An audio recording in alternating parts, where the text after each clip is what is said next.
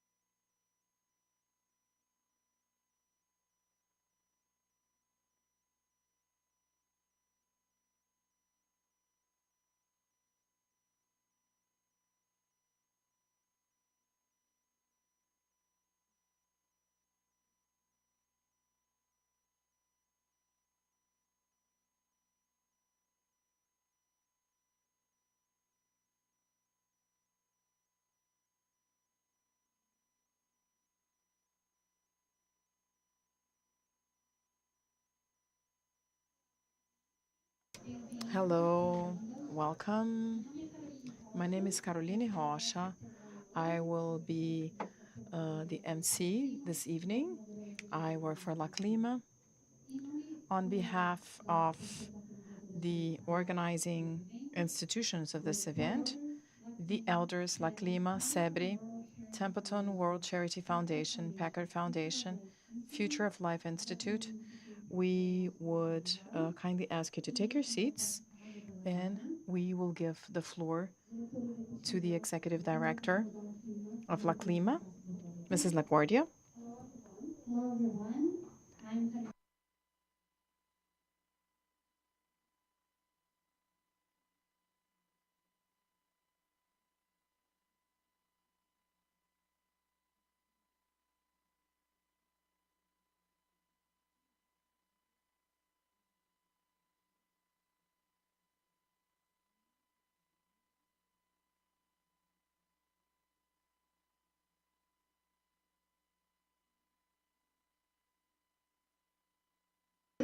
Thank you. Good evening. We're very glad to see a full house. This is a very important moment. We have global leaders here who have been active with this subject for many years now, and they are also responsible for this meeting. In the face of everything we see happening in the world, it is a privilege to have to spend quality time to be here in good health together, to be here with our house standing, with clothes on our bodies, and with food to eat. Let's use this privilege for good. Let's use it concretely, because if we do not use this privilege, we are wasting precious time.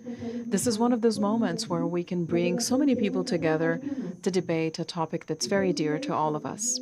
We are in the face of extreme events, and we have to focus our prayers and our thoughts on the state of Rio Grande do Sul in the south of Brazil. They're still underwater, and it will take some time for them to reinvent themselves.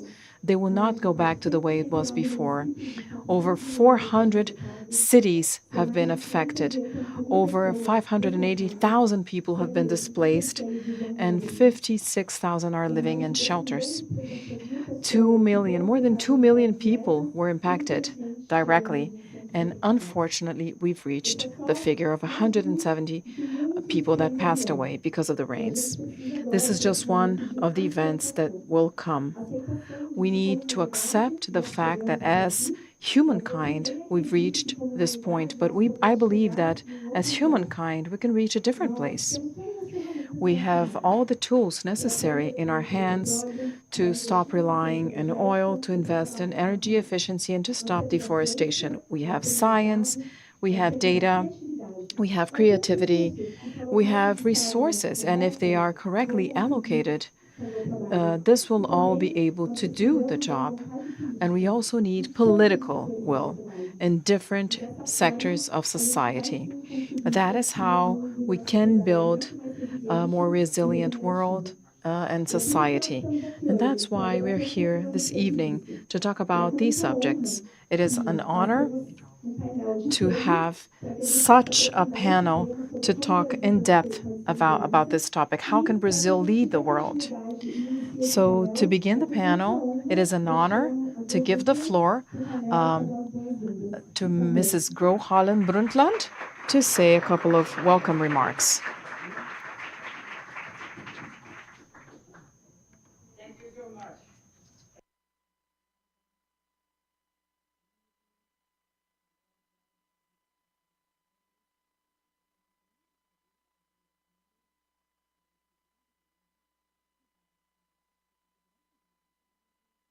Temática: Como o Brasil pode liderar o mundo.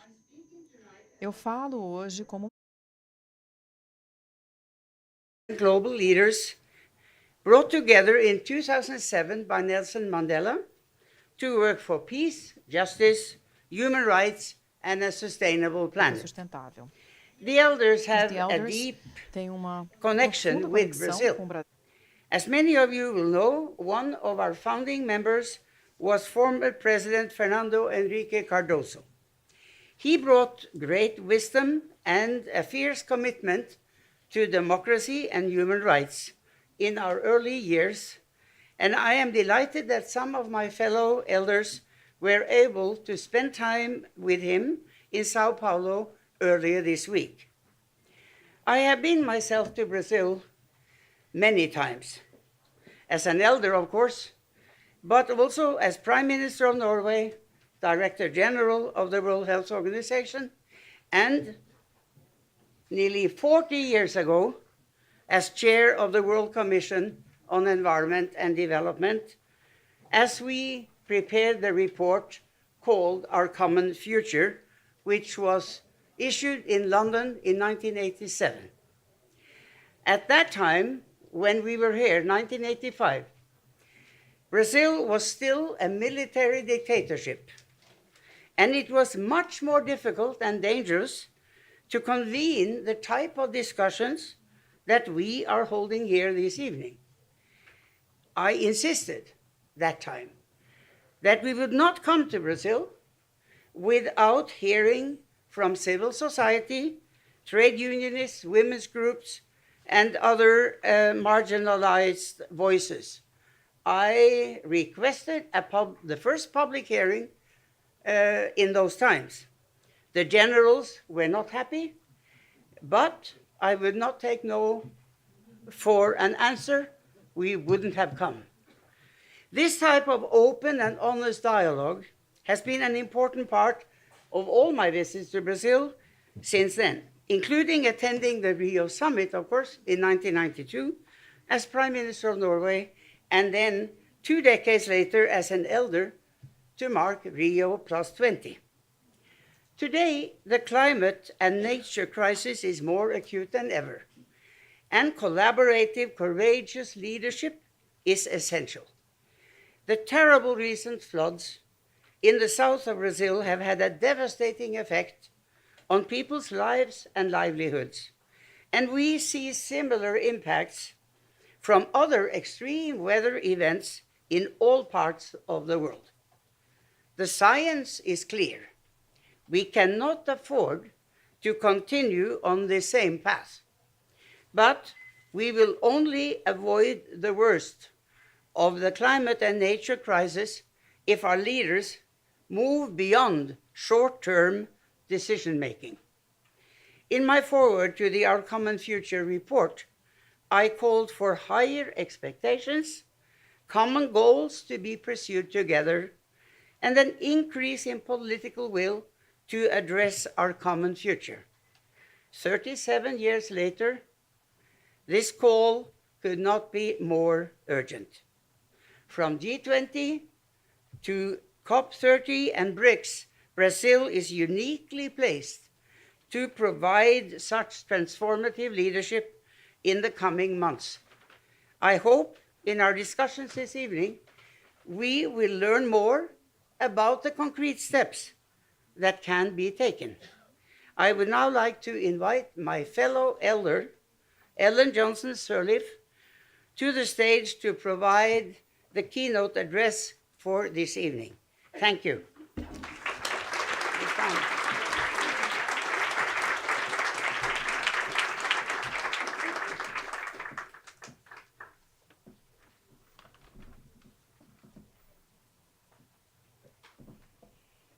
Good evening to all. Thank you, Gro.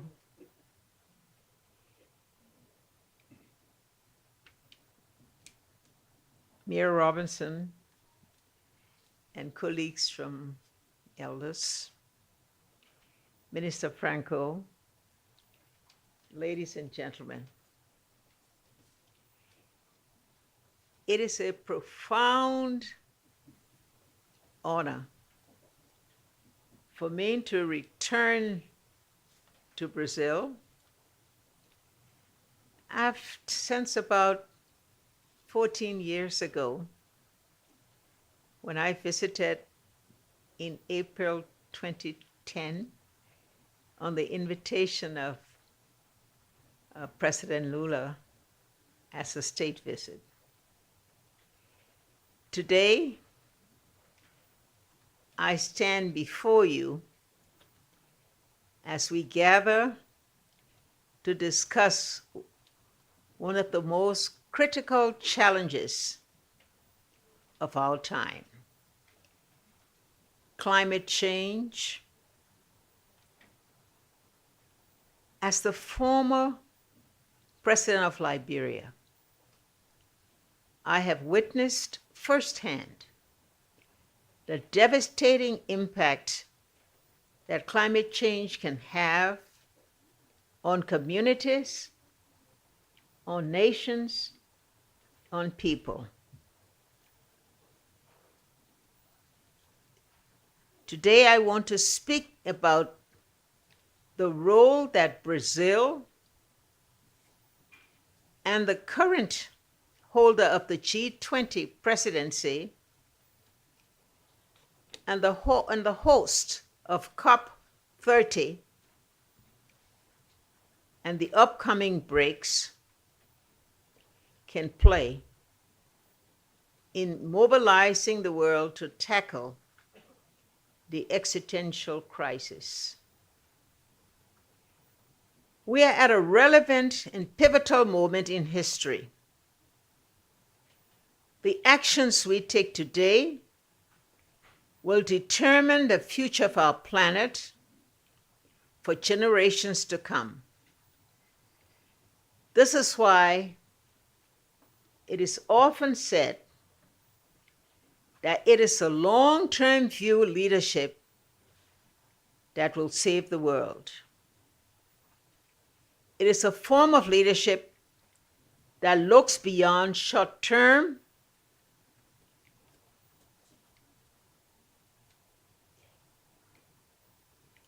and views everything within the term of a long-term perspective. As our elder chair, Mary Robinson, said, long-term view leadership means showing the determination to resolve seemingly intractable problems, not just managing them, the wisdom to make decisions based on scientific evidence, and the humility to listen to all those affected. Brazil, with its rich biodiversity and vast national resources and its natural endowment, is uniquely positioned to lead the charge in this endeavor. By embracing long-view leadership, Brazil can set an example for the entire world, demonstrating that courageous policies informed by scientific evidence and driven by justice and inclusion are not only possible, but imperative. Let me mention a few things specifically that Brazil can think of as it engages in colleagues around the world, leadership around the world, and set the tone that will be followed by others. Firstly, Brazil's decision makers must come to policies that are grounded in the latest scientific evidence. Climate science has given us a clear roadmap of the actions intended to mitigate global warming and adapt to all its impacts. This included reducing green gas emission, protecting and restoring ecosystems, and investing in renewable energy. Brazil's leadership in this area can inspire other G20 nations to follow in thus creating a ripple effect of positive change. Secondly, we must ensure that our approach to tackling climate change is driven by justice and inclusion. The impact of climate change are not felt equally. Vulnerable communities, particularly in the global south, are disproportionately affected, and Brazil can lead the policies that will respond to being able to address these disadvantages. Brazil can build upon the historical and cultural ties with Africa to provide an important perspective on current affairs which reflects the diversity of a multipolar world. This diversity needs to be better reflected in the corridors of power to make sure we have a multilateral system and institutions that are truly representative and fit for the purpose in the 21st century. A just transition to people and nature is most essential. Sustainable solutions that put human rights and tackle economic inequalities is the heart of the discussion, all crucial that Brazil can use and thus lead by example by implementing policies promoting green jobs, ensure fair wages, and support social safety nets for those affected by the transition to the low carbon economy. Brazil's rich biodiversity, particularly in the Amazon rainforest, is a global treasure protecting the world's ecosystem and is not just an environmental imperative, but a moral one. The Amazon is not only a critical carbon, but also home to countless indigenous communities whose rights and livelihoods must be protected. Brazil can and must set a global standard by enforcing stringent protections for those vital ecosystems and the people who depend upon them. Addressing economic inequality is central to our fight against climate change. We must recognize that economic inequality exacerbates vulnerability to climate impacts. Brazil, with its significant economic disparities, could lead by example, thus creating a more equitable society. This includes investing in education, healthcare, and sustainable infrastructure to lift people out of poverty and build resilient communities. Climate change is a global problem that requires a global solution. As the holder of the G20 presidency, Brazil has the platform to foster international cooperation and coordination. By working together, we can pool our resources, share knowledge, and coordinate efforts to tackle the crisis much more effectively.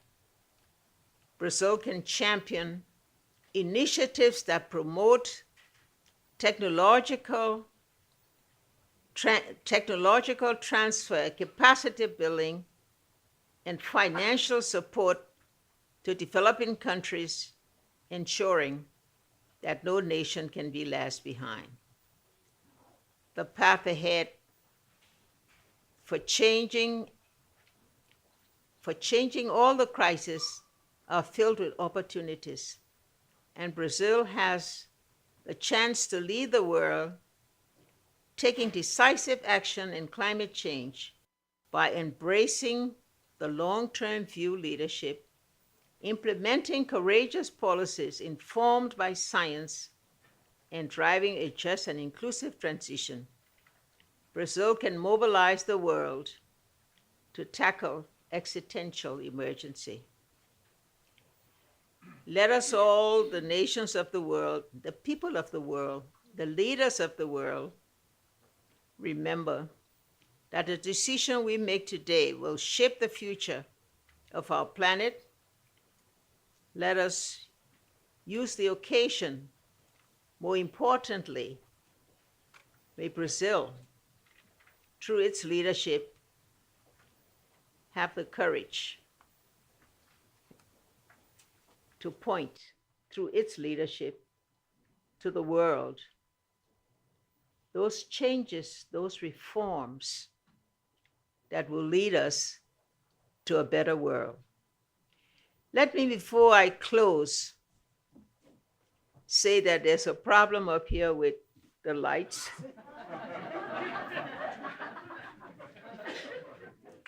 So I'm trying to stay ahead of it.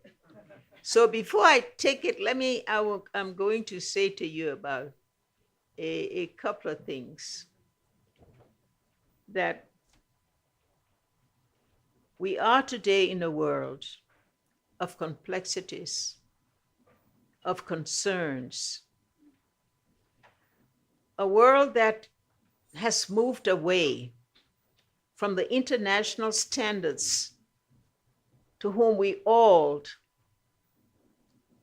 have given credence.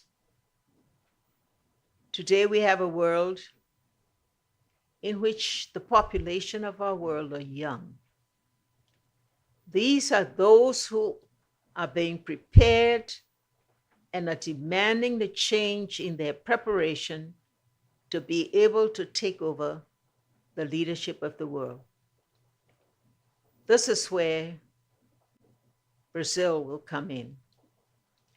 This is where they will have the opportunity to change our global systems, both in terms of its finance, its peace and security, introducing the new challenges we have, whether it's climate change, whether it's digitization, whether it's artificial intelligence.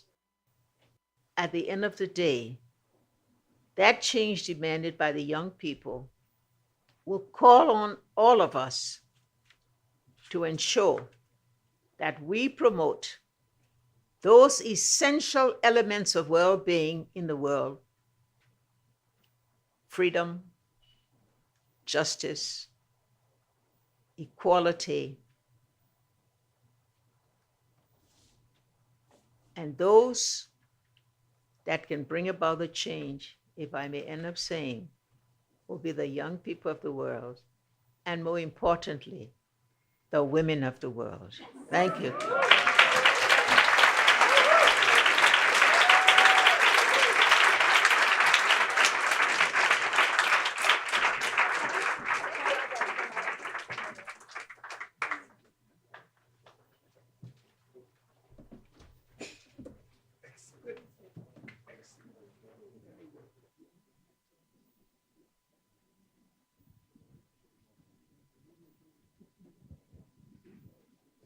Depois dessas palavras muito inspiradoras.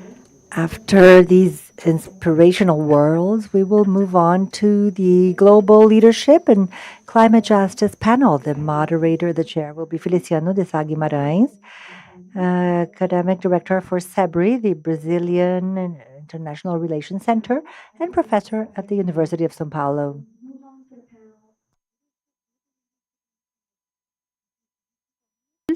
We ask the moderator of the panel, Feliciano de Sá Guimarães, Academic Director of SEBRI, Brazilian Center for International Relationships, and Professor at the University of São Paulo. Thank you.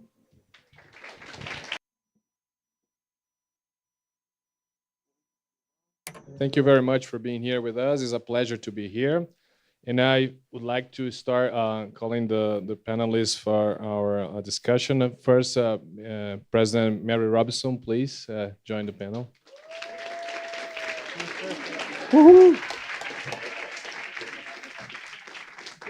Thank you. Now, Minister Aniele Franco, please.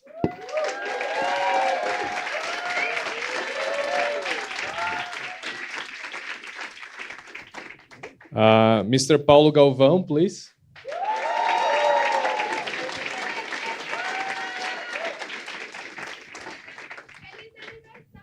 Happy birthday. And now, Ms. Alice Amorim, please.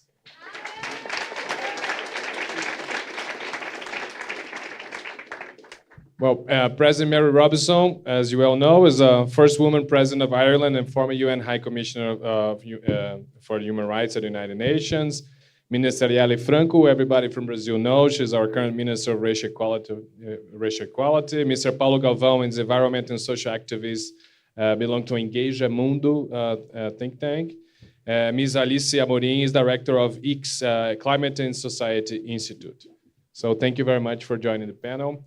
Myself, I'm a professor at the University of São Paulo and professor of Brazilian foreign policy. And every year when I have my students, one of the first questions that the students ask is, in foreign policy, which area Brazil can lead? And for obvious reasons, one of the areas where Brazil can have a very important international role is climate change and environment. We know that President Lula, in his inception, made very clear that we would have green politics in Brazil again after 4 years of President Bolsonaro. But we also know that it's very difficult to implement a green foreign policy in Brazil due to several political reasons. So it's a challenge, but it's for sure the area in which Brazil can give a very important contribution. So now I pass the floor to President Mary Robinson, and I have a question for her, which is, what are the main challenges requiring urgent leadership on the climate and nature crisis? Thank you very much, President Robinson. Well, thank you, and I'm delighted to be here, delighted to be back in Brazil, as Gru Brundtland and Ellen Johnson-Sirleaf have already said. And I really enjoyed yesterday with the young people and learned a lot about what is happening here on the ground and what young people are doing. And I do agree with Ellen. We need a lot of faith from young people. So let me answer your question. The science is very clear. We have about 6 years, up to 2030, to really change significantly, transformatively, the direction we're going. Because at the moment, we're not going in the right direction for the science. That's a problem. And the multilateral system is not in a good state to help us to move collaboratively. So we really need this long view leadership that Ellen and Gru Brundtland have been talking about, and which I also want to emphasize. It's incredibly important that we can take on the challenge that we face. We're on the cusp of a wonderful world, a much safer, fairer, cleaner, healthier world. It's not far away, and we're moving towards it. And we're even moving slightly faster, but we're not moving fast enough for the science. So we need this both long view leadership, and we need to know who has to take responsibility. And that is the big emitters, who are the major problem, and the governments that need to have regulation to stop this. And we need to understand that this will only happen if we really know our power and grow our power as all of us, the indigenous peoples, the young people, women leaders, philanthropy, business leaders, farmers, scientists, everybody has to understand the connections that we have that will help us to persuade governments to get into crisis mode. You know, we have a climate and nature crisis. I'm now also, as well as being an elder with Juan Manuel, the two of us as elders are also guardians of the planetary boundaries. And we've been with Johan Rockström, the scientist, who together with others gave us this framework of the 9 planetary boundaries. We are actually in a kind of danger zone on 6 of those 9. It varies between them. One of them we have retrieved, the ozone layer, so we can pull back. We can and should feel this is manageable. It's a human problem. It's a political will problem. But we need governments to be in crisis mode and to really take seriously their responsibility. And you've heard the encouragement to Brazil in its leadership of the G20, in its leadership of COP30 next year. COP30 is going to be the most important COP since Paris. We have to change direction really significantly.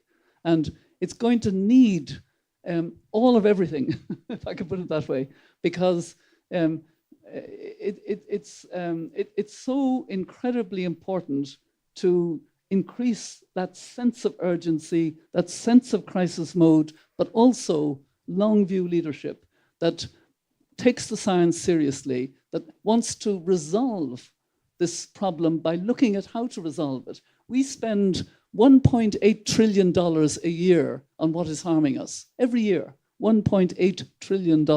It's ridiculous. It's subsidizing fossil fuel and other harmful practices. If we shifted even a significant proportion of that, we can afford to incentivize moving in the right direction. And this is what is so important. So the elders have combined with others with this open letter calling for long view leadership. And I ask all the young people here, insist that those with responsibility have that long view leadership. Sign up to the letter and let's work together in an extraordinarily strong way, a movement for climate justice, a movement for this accelerating the pace of change so that we get to this wonderful world. And please believe it. Believe that we can and must get there because it's incredibly important that we want to move faster, want governments to move faster, want them to be in crisis mode. They need to feel that urgency. And I really feel, having talked to young people yesterday from Brazil, you're on the right track. You know what you're about. Make your voices heard. Let's work together and let's make it happen. Thank you. Thank you.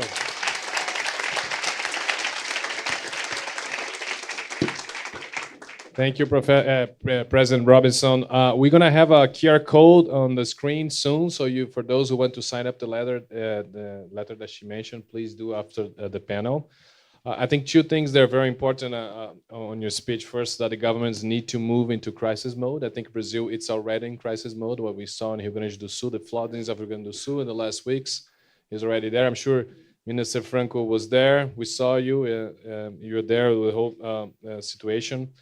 So I'd like to ask you, Minister Franco, how can Brazil's public institutions, civil society, and the youth, because these are historically the people who has the history denied, and that's it. But now, and the other thing that's very important to say before I leave is that I have a flight to catch in 1 hour, so I'm gonna answer and I'm gonna say excuse me, and I'm sorry so much to be running, but it was a pleasure, Mary, to be with you all today, this afternoon, and now here. Bom, with that being said, eu queria, mais uma vez agradecer. Boa noite, uma honra estar aqui com tantos amigos e pessoas queridas que têm trabalhado. Ritual. It's amazing to be here with so many important people that have held my hand, Ale Bianca. I was just acknowledging their names, and I would like to answer your question in speaking about the past, present, and future, because whenever we talk about collective struggles, about tackling climate change, environmental racism, and other important matters, I always remember that I come from the Favela da Maré. I was born and raised in the community, and I remember at a very young age, there were people walking across the door in front of our houses, and my parents told us it was very hard to have, access to clean water and to a sewage system in the community. My sister then um, went into politics, and we became aware of many other issues. As an adolescent, I first heard about the first community in Rio de Janeiro, the Morro da Providencia, how it was created. People were taken from their homes and taken to these communities. And how can we think about preserving the environment in such scenarios? We talk about, well, the Black peoples and so many struggles. We need to talk about everything that surrounds us and to think about survival strategies. These are the things we have been doing for 524 years in Brazil. And I'm saying this because when we now have a more humane, progressive government, when democracy is back on track, we need to think as a collective. It is impossible to take any given step if we do not act together with the civil society and with the youth groups, as you mentioned in your question. So we have, set up committees in this government administration. We have the councils that sit together and hear us. Last year, we traveled throughout Brazil. We visited different places in Brazil with our caravan, with Negrito de Viva, one of the most important actions in this country, because we want for our Black youths to remain alive, because they have been killed consistently, historically, in their public spaces, and voices have been denied. So we want to bring back home. We want to tackle these issues together. On January 11th, I took office with Minister Guajajara, and we said that, all the indigenous peoples, the first peoples, were taken office at the time, because this is actually what President Lula wanted to promote and still wants to promote. And when we talk about the future initiatives and how, in closing, I would like to say that the evidence and the data are out there to think about the past, to act in the future, and to design the future. We need to hear those that came before us, just as we have heard now Mrs. Sirleaf and Dr. Bretland. I would also like to greet Lindsay Shell. We were together last February, and I'm very inspired by her. And Marina Silva is in the government today. I, grew up as a young adolescent, a young woman, hearing her name and now getting to work by her side. It is amazing. And we're very hopeful in this government administration, working, collaborating with other important leaders, organizations to design our future. We do not want to be silenced. We want to remain alive, living, hopeful. Tomorrow, another committee is traveling to Rio Grande do Sul. I will be landing in Brasilia and also meeting with the Quilombolas, with the Rome and other communities that have been reaching out to us. Despite all of the things that have been happening, there are still people that deny the importance of discussing climate change, of tackling climate change, of working together, collaborating closer together as a country with political plans for a more just country for all. I've always believed in the collective advocacy, and I would like to close by saying that I'm very hopeful. I would also like to thank the organizers for inviting me. It's an honor to be here, even though I have to rush now to catch my plane, but I will be Fazendo very sim happy desse lugar um to lugar melhor para todo continue mundo. talking to Obrigada. everyone to build a better place for all. Thank you.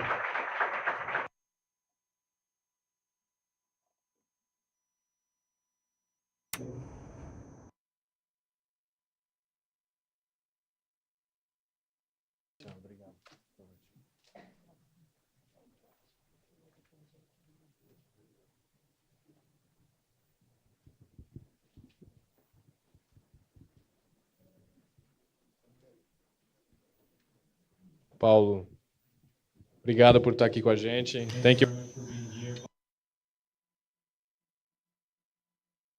Minister Franco raised, which is key in her speech, is the importance of civil society in working together with other actors to push for environmental policy in Brazil, a stronger environmental policy in Brazil in all areas. And I think you are one of these social activists that is key in Brazil to build this sort of partnership. So in your view, how can social and environmental activists in Brazil, such yourself, play a role in constructing a more just and climate balanced society? Thank you very much again for being here. Boa noite. Good evening. Thank you very much. I'm very happy, for being here. And it's wonderful to share this room with so many amazing people and so many amazing people in the audience as well. I think this is a very important exchange. I would like to salute my colleague panelists, including the minister who had to leave. She's also a very important reference for us. I was very touched by the initial speeches this evening. I also wanted to salute all my ancestors that came before me, that allowed me to be here.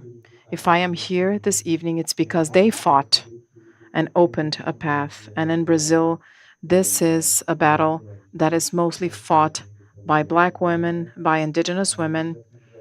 Minister Sonia Guajajara, she says that Mother Earth is the mother of all battles. If we are here fighting this battle, it is because that Mother Earth, she keeps us standing, she keeps us alive. And we are fighting for our home, which is Mother Earth. Well, as to your question now, the youth, civil society in Brazil, we are doing a lot. Most of all in indigenous communities and outside of these communities as well. Our youth is in the communities. We are present in the parliament, outside of the parliament. We are present around Brazil and internationally as well. We are part of international conferences. We try to cause some international impact. And the youth is here. Yesterday, we met the elders, some of the elders, and we chatted a bit. Something that we feel the lack of in Brazil is acknowledgement. Oftentimes, we are not heard. Our demands are not accounted for, not just the youth. Indigenous peoples, people from the outskirts of large urban centers, Black people, women, children, teenagers. Our demands oftentimes are not heard. And we need this commitment if we want to move forward in the environmental agenda and the climate agenda and the social agenda and in the justice agenda. We need our voices to be heard. In the indigenous movement, we say that we are fighting for 524 years to be heard. We have several solutions for the climate justice. Several solutions lie within indigenous communities. And I do agree, the Amazon is not just a large forest, the largest biodiversity in the world. The Amazon is a place where people live, where cultures live, where we have identities, where we have knowledge that has been around for millennia. If we want to fight the environmental crisis and the humankind crisis, I would say, this crisis is not just environmental, it's about human rights, it's about peace. And it has an impact in our lives every single day. Most of all, if you're young, because you're going to be the next generation. There is a metaphor that says that we do not inherit the world from our ancestors. We actually borrow it from our children and from our grandchildren. It's on loan, and we are destroying this world as humankind. And you know, this white colonizing line of thought, if we keep on this track, we will not be able to fight this battle and to meet the climate challenges. I would like to mention our leader, Ailton Krenak. He says the future is ancestral. And our voices need to be heard for this ancestral future. I'm about to finish. I wanted to mention something that is very dear to indigenous peoples, but to Brazil as a society. And this is environmental advocates. In Brazil, we have environmental advocates that fight every single day in and outside indigenous communities, fighting for life, fighting for our rights, but these people have their lives threatened every day. People who lost their lives. We have Marielle Franco, who was brutally assassinated because she was fighting for our rights. She was fighting for human rights, for the right to exist. She is still a reference for us. Marielle Franco, Uauau, Pauline Guajajara, so many leaders who were murdered because they are fighting for our territory, and they are inspirations for us. Since 2018, Brazil has signed the Escazú Agreement, and it has not been ratified. This is a very important topic for us. We have demands in that regard, but we don't see advancement. So this is sort of, you know, a call on the Brazilian government. We must move forward in this agenda. If we don't fight for the people who are fighting, we lose our territories. And finally, to wrap up, in the traditional culture, we have lots of intergenerational exchange between the elders and the youngest. And our elders, they are living libraries. We exchange a lot of knowledge. Whereas in the European white culture, it's not the same. The exchange is not the same as we have in our cultures. And this is maybe a request. Our leaders, the elderly people, they will not be with us soon. May we learn from them, and may we have this exchange with people who are decision makers, just like we were talking yesterday with the elders, and we exchange with other leaders. We exchange knowledge with leaders that are committed and that who want to hear the youth. But it's not enough to hear, we need to act. So that's it. I'm very happy to be here. Brazil must be committed to the climate agenda. And we cannot be talking about oil in the Amazon at this point.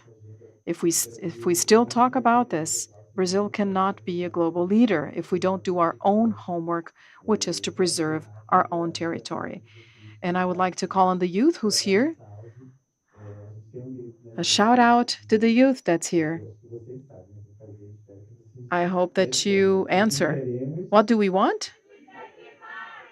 Climate change. When do we want it? We want it now. Thank you. Thank you very much.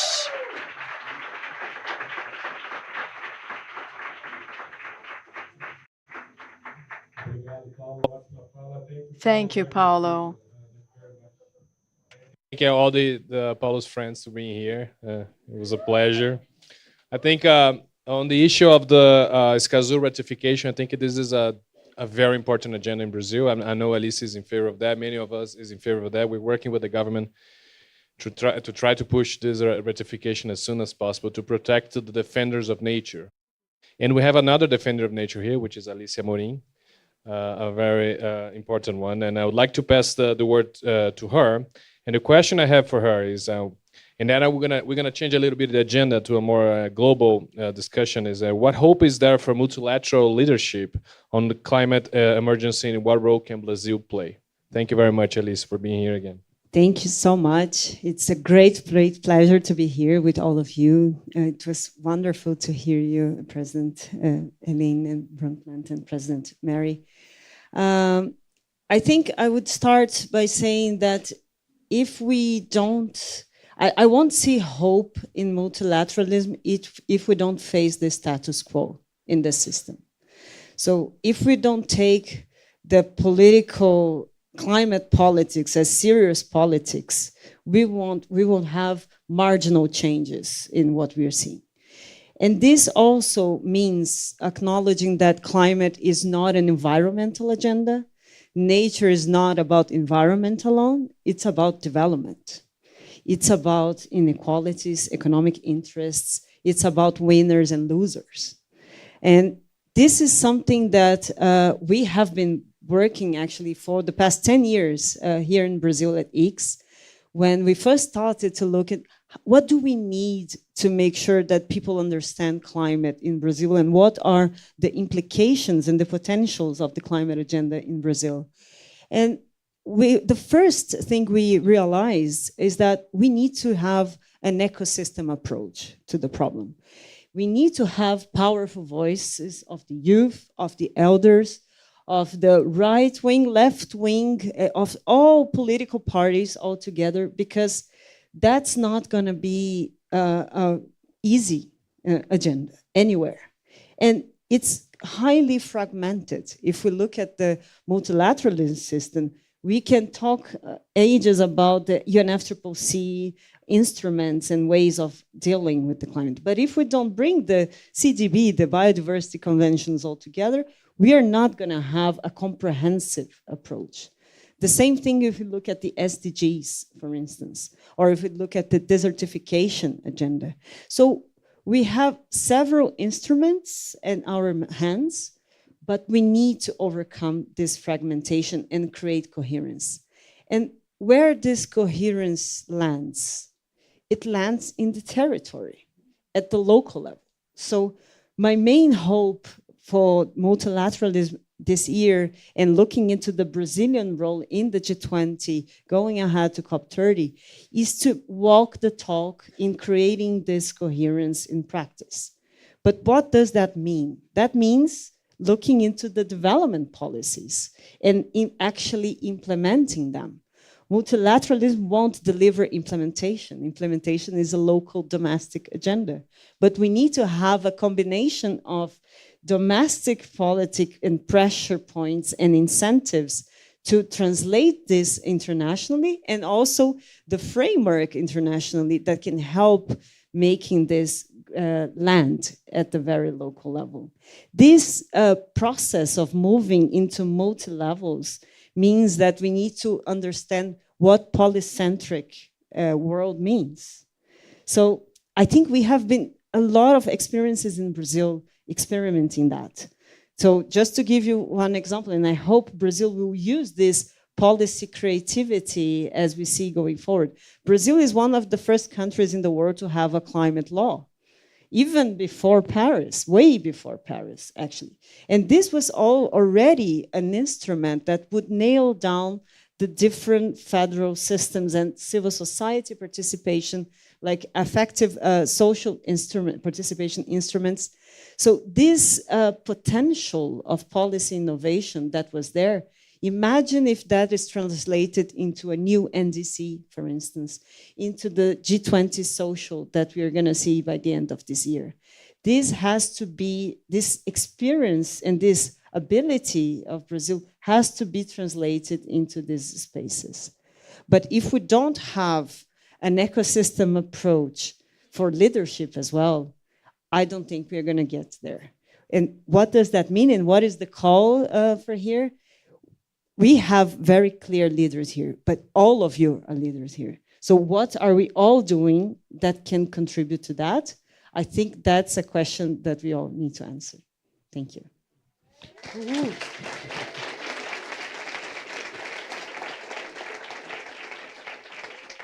Thank you, Alice. Thank you very much for your answer. I really enjoyed the part of Brazil's ability to give an example in some areas. So I think this is very important. But before we open to Q&A, I'd like to invite President Juan Manuel Santos to join us in this panel. It's a pleasure to have you here.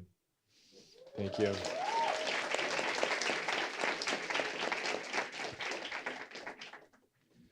So now we will open for a Q&A section. Please just raise your hand, state your name and be brief. A gente vai abrir para perguntas e respostas.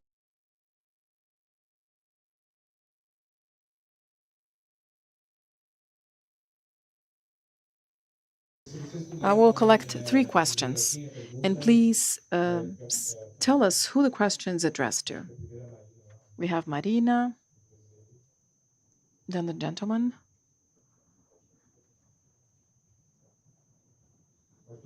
And you can ask your questions either in Portuguese or in English, as you prefer.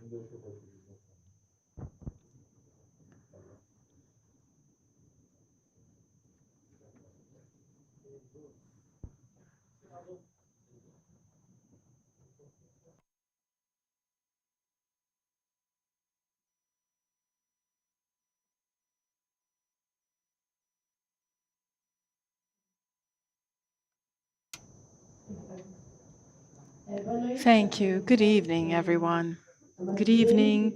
It is a huge, huge honor to be here. My name is Marina, and I will stand up. My name is Marina. I am a state representative for the state of São Paulo, and I joined politics because of sustainability. When I was at university and I read 15 years ago, Our Common Future, and it was really impactful for me.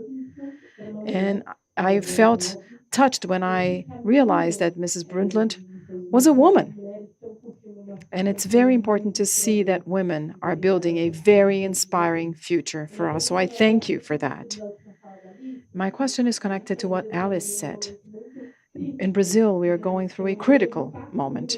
We see the impact in the state of Rio Grande do Sul. It's a visual impact.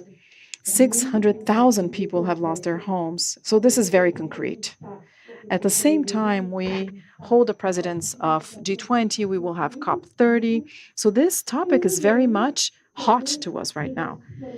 And at the same time, we have projects of oil in the Amazon, a climate agenda in the National Congress that could lead to step backs. What are good triggers we can use at this moment to show the importance of that for voters and for people who are still pushing for the step backs in the agenda? Of course, denialism is a small part of the population. Many people don't deny climate change, but don't have it as a priority either. So how can we look at this in-between part of the population that understands that this is real, but that does not prioritize? What are the triggers to work with this part of the population? Thank you. We have another question here. We're going to ask 3 questions in a row.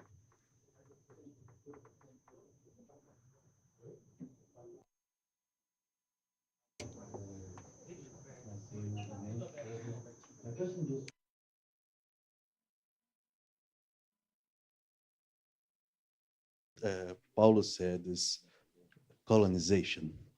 And I see that, well, the global South needs to overcome this wound that is colonization. But at the same time, and this goes with what you said is very interesting, is that colonization gave us all the inequality, it gave us the elites that we have today in Brazil and Colombia, and maybe also in Liberia, also I believe that can relate to that, but gave us also a financial structure, a global financial structure. So in the end, I see like activists like Paulo that are breaking through this political power and getting political power. But in the end, I believe that the North, the global North, still holds the economic power.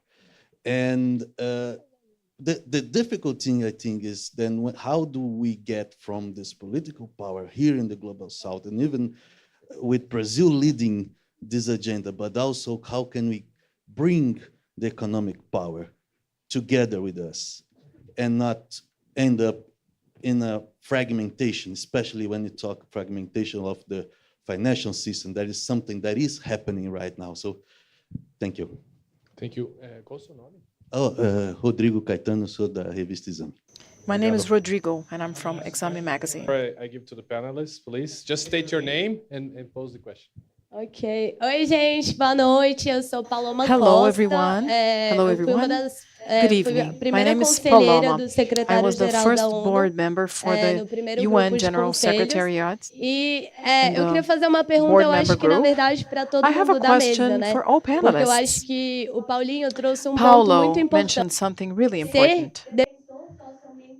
Fighting for the environment in Latin America, in Brazil, in Colombia, is about competing to be in the front line. And people are dying. Having an activist like Paulo, it's his birthday today. So if we could celebrate his birthday, his life, and his very existence, congratulations and happy birthday. It's a gift. It's a gift to have an activist coming from the city of Alter do Chão in the state of Pará. He's alive and he is resisting. My question for all panel members. Existential crisis is how we move from passing through a government that we had no conversation, that we were so long afraid, and that now that we have the chance to have hope, still things move slower than they could be moving. So that's it. Thank you. Thank you, Paula. So now we have three questions, one from Marina, another one from Rodrigo, another one from Paula on voters, colonization, global south. Excuse me. Paloma. Oh, sorry, Paula. I understood Paloma. Twice mistake. Sorry. So I'd like to pass the floor to President Santos. You choose whatever question you think is best. Thank you. Thank you very much, and very honored to be here. Let me start with a short story that will illustrate how Brazil can lead. I started my professional work many, many years ago in coffee at the International Coffee Organization. So I had to deal with Brazil, with the Brazilian diplomats, with the Itamaraty. And I learned from them, and I was a victim also, because they were very good. They have the best foreign affairs team of all of Latin America, and one of the best in the world. Many years later, Gro Brundtland said she was here in the Brazil Cup in 1992, and she was here later, 20 years after. Well, I was here also 20 years after, as president. And why was I here as president? Because some years before, 2010, two marvelous women, that's why I'm wearing this today, this is the symbol of power to women. Climate justice movement. Women's climate justice movement. Two women from my Ministry of Foreign Affairs, very clever, came to me and said, Mr. President, do you want to be a global leader? They touched my ego. No? Of course, I want to be a global leader. Why? Because we have an idea. The Millennium Goals that were, at that time, the world agenda, expire in 2015. And we have this idea of renewing them with two elements, very important, that the rich countries take responsibility because the Millennium Goals are only for the poor countries. And we need to introduce a very important factor, the environmental factor. So I think this is a good idea.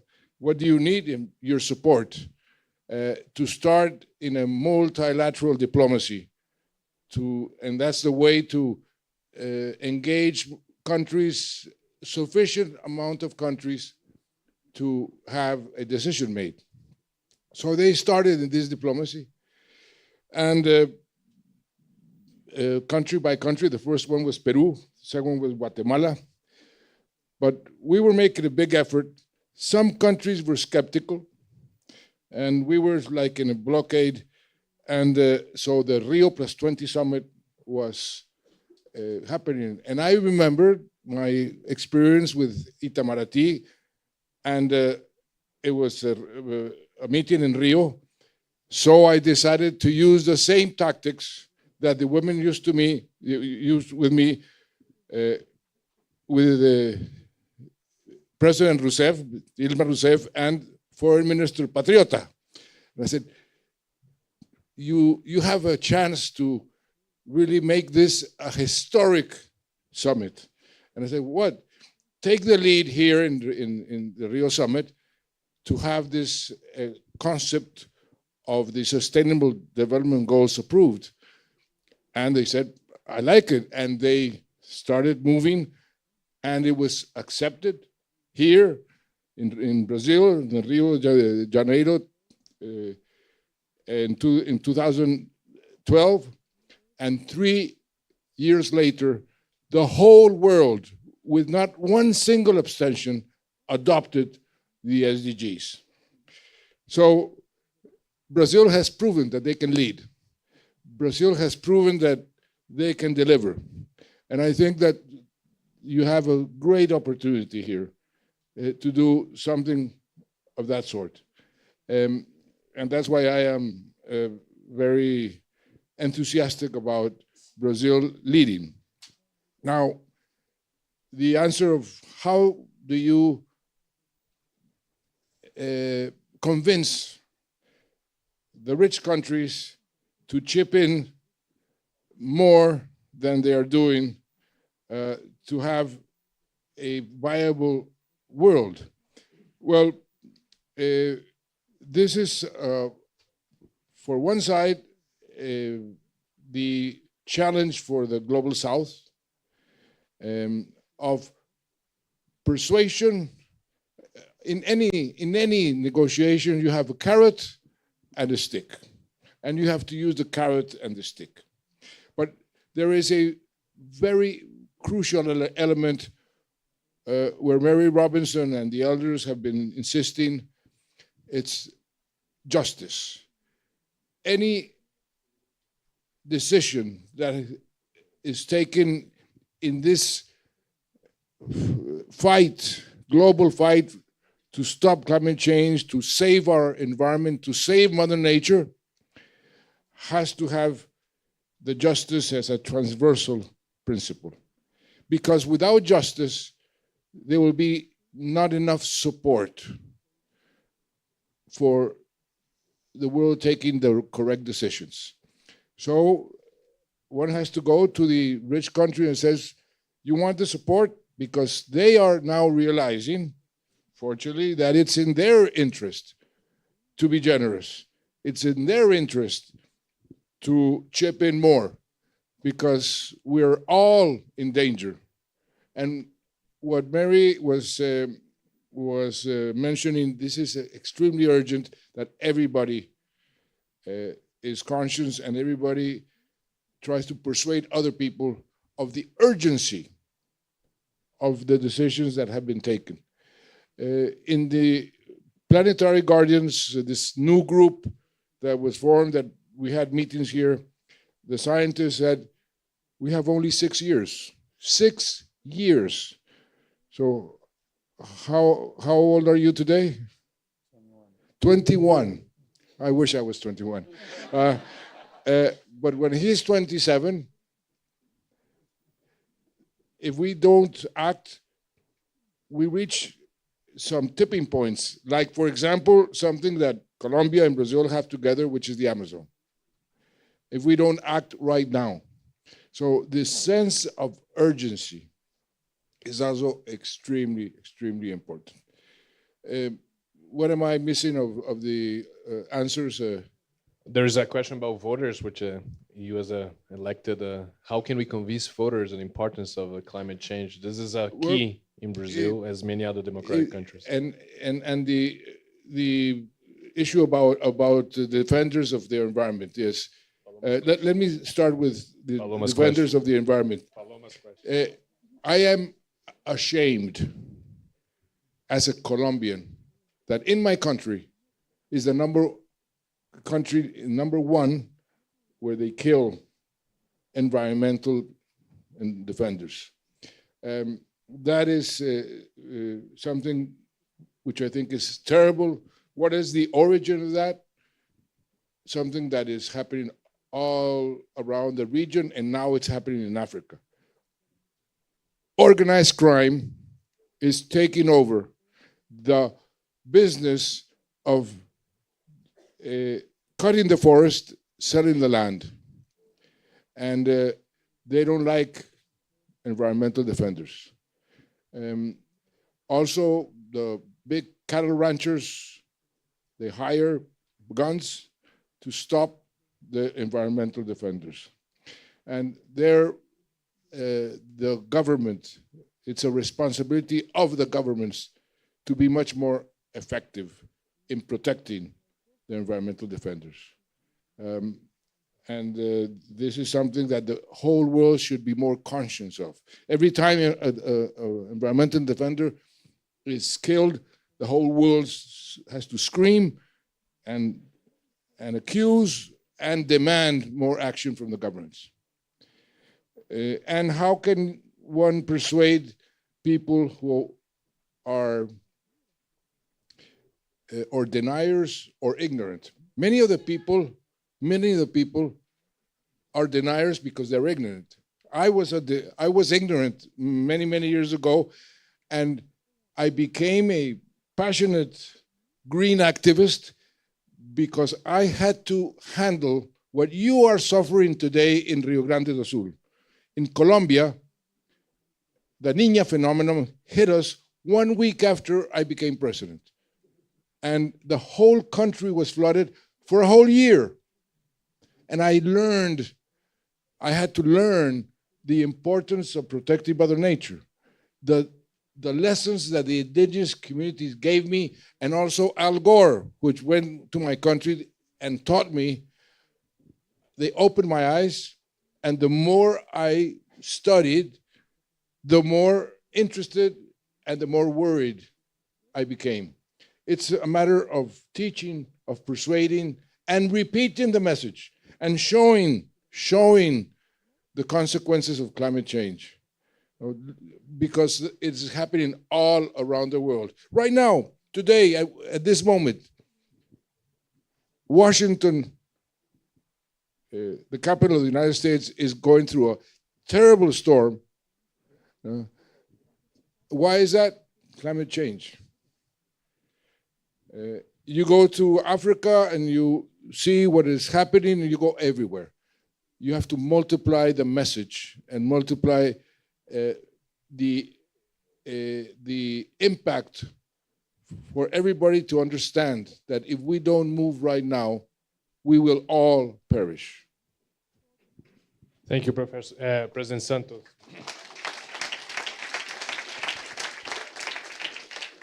President Robinson, you have the floor now. Thank you. Well, maybe just to build on and reinforce the points that President Santos has been making. First of all, the justice point. We really need to bring home that there are layers of injustice in the climate and nature crisis. First of all, it disproportionately affects the poorest countries, as Ellen Johnson Sirleaf brought out very clearly, and they are least responsible. Within that, you have the gender dimension, that women bear more of a burden because of different social roles, different responsibilities, different access to credit, or not being at the table, etc., and yet they have to build their communities on the ground. The intergenerational injustice that children and young people are calling out and saying, please help us to have a safe future. We can't do it. You're not doing it. And that's an injustice. And the injustice to nature. I very much agree that we need an ecosystem approach and that we need to learn from nature as human beings to act as an ecosystem. That's what Project Dandelion is about. It's a women-led climate justice movement, which is women-led but not women only. That's why we have lots of men joining us. What are we trying to do? We're trying to learn from nature, the connections of nature, the intersectionality of all of the issues. And that therefore we have to have equality and equity and fairness in moving. We have to have just transition. And the just transition is a just transition out of fossil fuel as quickly as we can manage it. And it's not the same for every country, but we have to manage it, especially for those who built their economies on fossil fuel. We should be getting out faster. And the just transition is for the workers and communities to bring them with us, because they also have to have a future, but also a just transition into affordable, accessible, clean energy. And it has to be affordable and accessible. That means resources. And that's why we have to shift from the bad money we're spending, the 1.8 trillion we're spending on the subsidies to fossil fuel and bad land management, etc. And on the question about voters, I think we need to tell the story better. I mean, Juan Manuel is a great storyteller. You've just heard him. He told several stories and we were all gripped by them. We need to grip people with good, real stories about climate. That's why I wrote a book, and there are copies there, and I'm very glad it's been brilliantly translated into Portuguese, Brazilian Portuguese. I don't know. I don't read it in that language, but and it's a beautiful production, I'm glad to say. But the idea was to tell stories of people's lives, what they were doing, my heroes, from different parts of the world. But when I was listening to the young people yesterday, you are heroes of what you're doing. I can see your faces there. And I too constantly say, what do we want now? Climate justice now. What do we, say it again?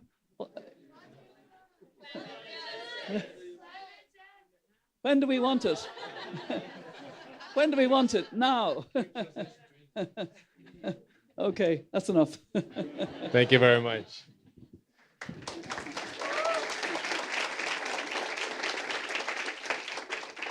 We're almost running out of time, but I'd like to hear a little bit.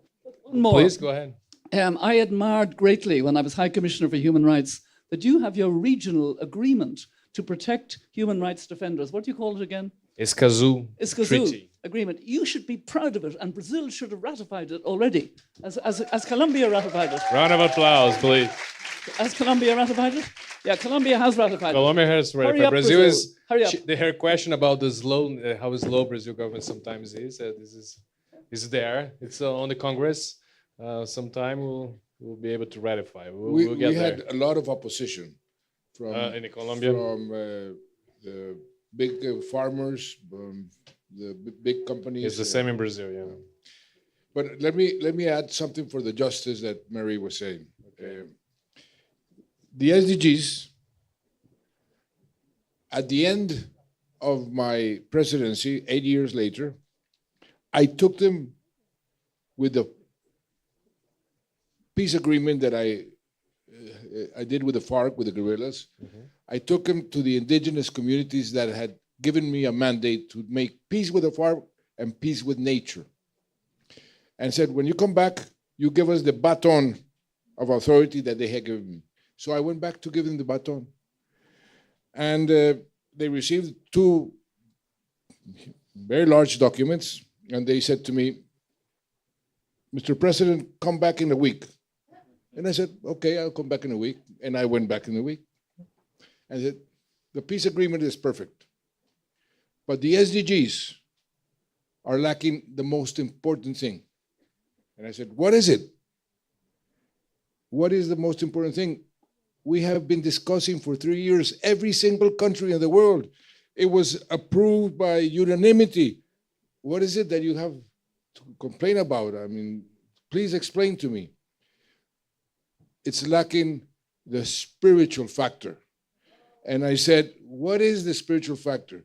That until human beings don't feel that Mother Nature is at the same level, not a second-rate citizen, and that mountains have life, and that oceans have life, and that rivers have life, until the humans don't feel that, there will never be peace with nature. And that was a very, very powerful message. Justice is also a matter of treating nature as an equal.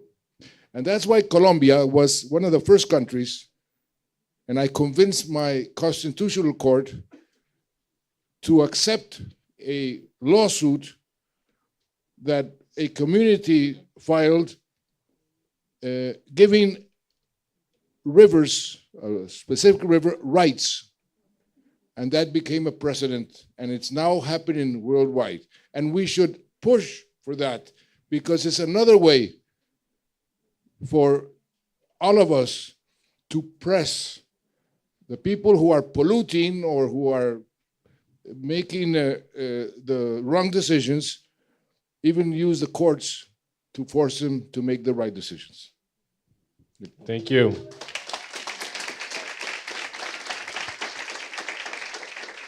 We ran out of time already, but I'd like to have 30 seconds from Alice and 30 seconds from Paulo. Then we go back to President Robinson for her final remarks, and to remind everyone to sign the QR code there on the screen. Alice, please, 30 seconds. You can 30 seconds, it's not fair. I mean, come on. Just, okay, quickly, 2 points. I think on the convincing the voters, honestly, I think voters are driven by what they can have and not what they should not be doing. So what our experience shows that we need to bring this utopia of a better world, and that means jobs, that means protection, that means a lot of this new world that has to be built before we end with the old world. So if we look at the just transition in Brazil, it's about looking into a transition that works for criminal activities, or bringing people that don't want to engage in criminal activities, but they don't have the opportunity sometimes to engage in formal jobs. So this has to answer some of the pressing needs before we get into the impact. So I don't think it's about lecturing the impact only, it's about showing what's new. And that's also the potential of changing the North and South dynamics. Knowledge is power. We have a lot of knowledge, but we don't value it as much. We don't recognize this as much. So if we change that dynamics, I think we change the global politics overall. And just to finish on the spirituality, because I moved by that. We supported an interreligious work pre-Paris, right after the Laudato Si was launched, to understand how other faiths would be engaging or understanding the climate crisis. And what we learned was that this anthropocentric way of looking into the world, it's something that is not natural of all faiths. So Umbanda, Candomblé, several Black Afro-descendants had that same spirit that you just described by their hearts. So we need to value that. We need to understand, and that's also part of the solution. Thank you, Alice. Paulo. 30 seconds, oh my God. Eu queria finalizar, acho que I wanted to para finish. amarrar, I want to say something about spirituality as well.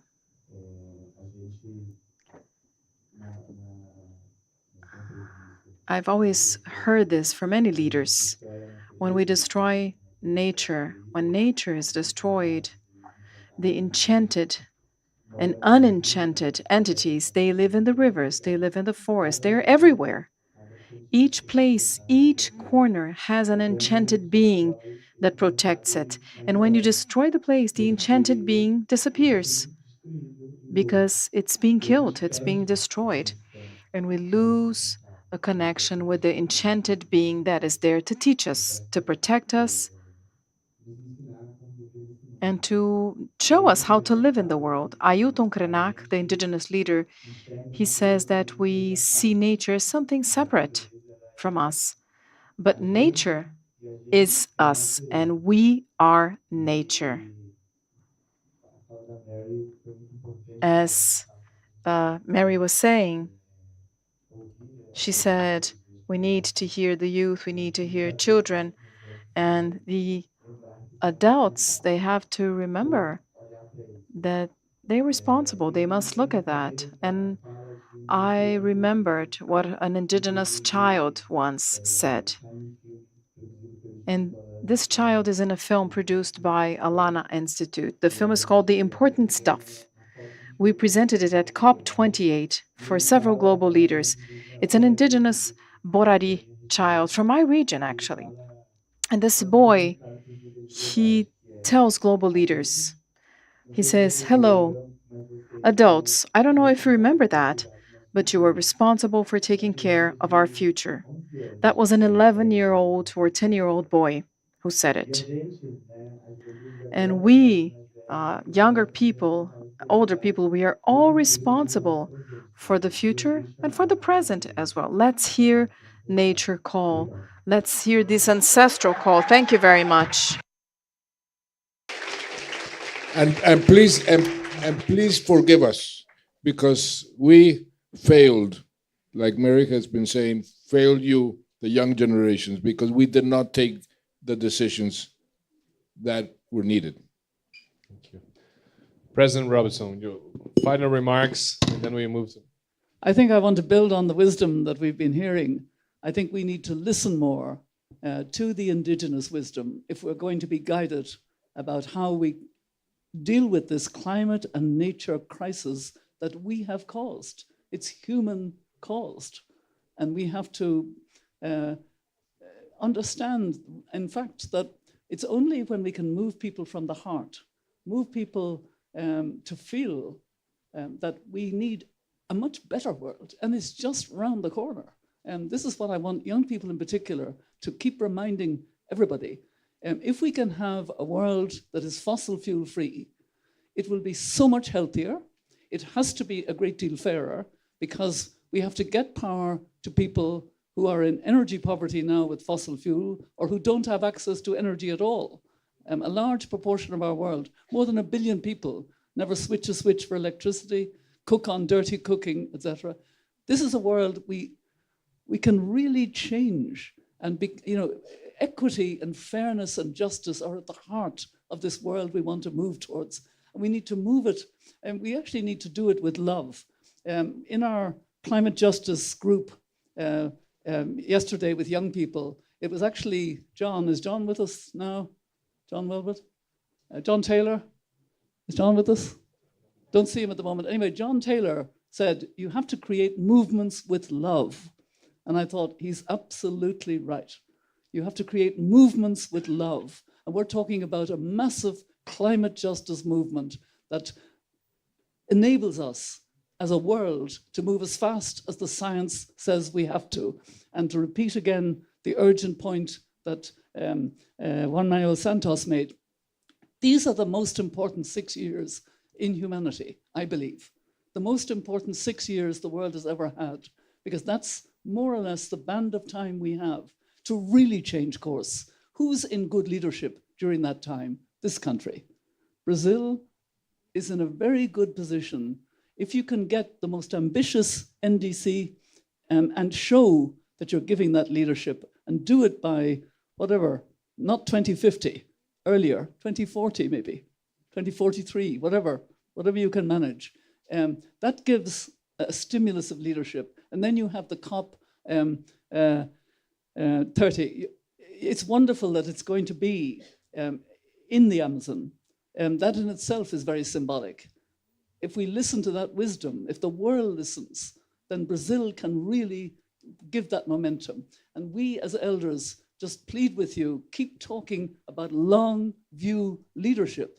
The world is complicated with its threats to humanity. It's not just the climate and nature crisis, it's the pandemic crisis, because we haven't resolved how we're going to deal with the next pandemic, and then the nuclear weapons. with AI maybe on top of them. These are complex problems that need long view leadership. But just focusing on the climate and nature issue, if we can persuade that all countries are affected, all countries are suffering now, but actually still the poorest countries are suffering disproportionately and are least responsible. That's the justice and equity issue. And then that we ground it in Mother Nature, that we ground it in a sense of protecting the very ecosystems that we depend on because we are part of them. We are nature, as Paolo has so rightly emphasized. We are nature. So I think, you know, it's going to be you young people who are going to let your voice be heard. These 6 years matter far more to you than they do somebody like me or even Juan Manuel, who's younger. But you know, you really have to make it clear that you want the movement to bring you to this much better world, which is possible. And I'll just end with Nelson Mandela's words, very succinct words. It always seems impossible until it is done. So let's do it. Let's get it done. Okay.